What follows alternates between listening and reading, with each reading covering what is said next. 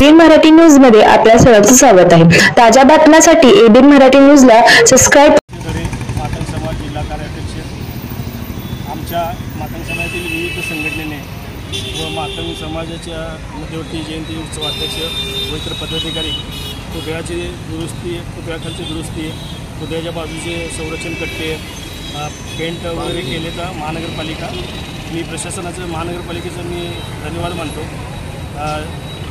Doctor लोकशाहीर अण्णाभाऊ साठे यांच्या 56व्या स्मृती दिनानिमित्त प्रशासनाने महापालिकेने जे पावले उचलले ही आनंदाची गोष्ट आहे। पण यानंतर मी अतिक्रमणचा जो प्रश्न आहे, अण्णाभाऊ साठे पुतळा अतिक्रमणाच्या विकत अडकलेलाच आहे, तो दूर करावा व बाजूला रिक्षा स्टॉप आहे, रिक्षाही लावता येते, तो एक अडथळा दूर करावा। नमस्कार, मी गिरीधर थोरात, महाराष्ट्र मातंग समाज संघ जिल्हा समन्वयक।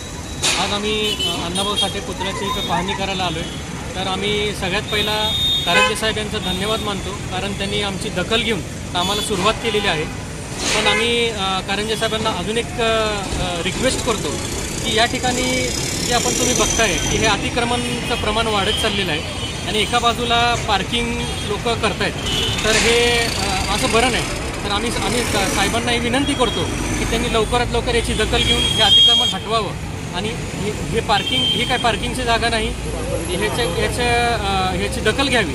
आणि तुम्ही पुतळ्यासमोरील बघता की ह्या डांबरीकरण रस्ता जो झालेला आहे तो अर्धवट झालेला आहे। तर आम्ही कारंजे साहेबांना विनंती करतो की ह्या गोष्टी त्यांनी लवकरात लवकर करून द्यावेत, कारण 2 दिवसावर पुण्यतिथी आहे आणि येत्या 10 दिवसात जयंती आहे। तर या निमित्त आम्ही त्यांना विनंती करतो आणि त्यांनी लवकरात लवकर दखल घ्यावी असं मी त्यांना एक निवेदन देतो।